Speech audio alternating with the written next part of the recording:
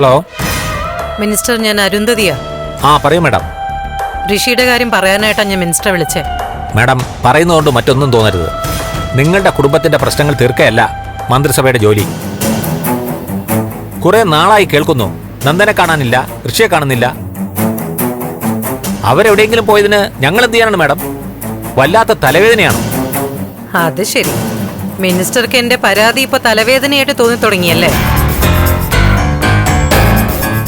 പാർട്ടിക്ക് വേണ്ടിയൊക്കെ എന്റെ സംഭാവന വാങ്ങുമ്പോ ഈ തലവേദന ഉണ്ടായിരുന്നില്ലല്ലോ മിനിസ്റ്റർ.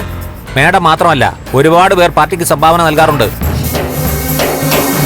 നിയമത്തിനകത്ത് നിന്ന് അവരെയൊക്കെ പാർട്ടി സഹായിക്കാറുമുണ്ട്. പാർട്ടിക്ക് വേണ്ടി മാത്രമല്ല ഞാൻ പണം വാരി എറിഞ്ഞിട്ടുള്ളത്. കാറായും ബംഗ്ലാവായും റബ്ബർ എസ്റ്റേറ്റ് ഒക്കെ ആയിട്ട് ഒരുപാട് സഹായങ്ങൾ എന്റെ അടുത്ത് സ്വീകരിച്ചവർ നിങ്ങളുടെ പാർട്ടിയിലുണ്ട്. മാഡം, ഞാനൊന്ന് പറയട്ടെ.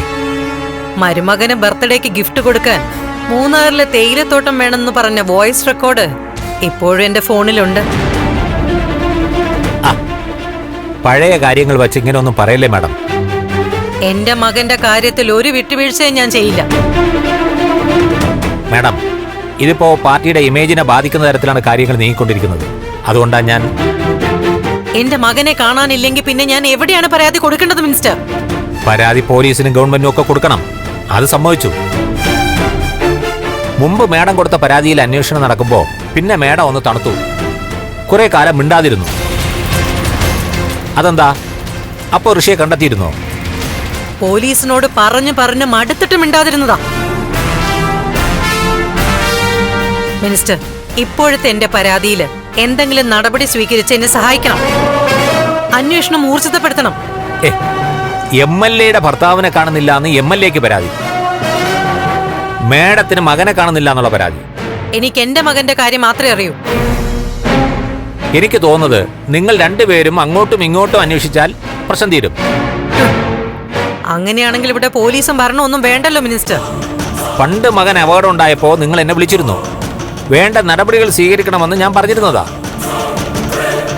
നിങ്ങൾ പിന്നീട് കാര്യങ്ങൾ നിങ്ങൾ തന്നെ തീർത്തോളാന്ന് പറഞ്ഞു. ഇപ്പോഴും അതുപോലെ എന്തെങ്കിലും ചെയ്യണം മാഡം. ദയവായി സർക്കാരിനെ നാറ്റിക്കരുത്.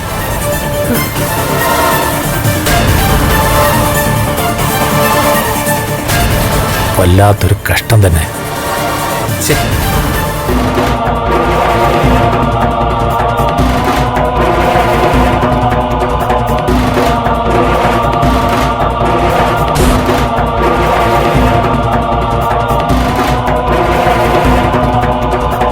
മിനിസ്റ്റർ എന്ത് പറഞ്ഞു മാഡം? അയാൾ എന്നെ ഉപദേശിക്കുന്നു. ഗവൺമെന്റിന് ചീത്തപ്പേരുണ്ടാക്കരുത്, ഗവൺമെന്റിന് നാറ്റിക്കരുതെന്നൊക്കെ പറഞ്ഞുണ്ട്. പാർട്ടി സമ്മേളനം, തെരഞ്ഞെടുപ്പ് ഫണ്ട്, ക്ലീനം റാലി എന്നൊക്കെ പറഞ്ഞ് തലയും ചൊറിഞ്ഞ് കൈ നീട്ടി കാശ് വാങ്ങിയതൊക്കെ അങ്ങ് മറന്നു. ഇപ്പൊ പറയാ പാർട്ടിക്ക് ഫണ്ട് എല്ലാരും കൊടുക്കുന്നു. മാഡം, രാഷ്ട്രീയക്കാരെ അധികം വിശ്വസിക്കണ്ട. അവർക്ക് കാര്യങ്ങൾ ഓടിപ്പോണം. അന്ന് ആര് കാശ് കൊടുക്കുന്നോ അവരാണ് നല്ല ആൾ. ഇപ്പം മാഡത്തെ കൊണ്ട് പാർട്ടിക്ക് വലിയ ഉപയോഗമില്ല. അതുകൊണ്ട് തന്നെ ഇങ്ങോട്ടൊന്നും പ്രതീക്ഷിക്കണ്ട. ആ പ്രതീക്ഷയും പോയി.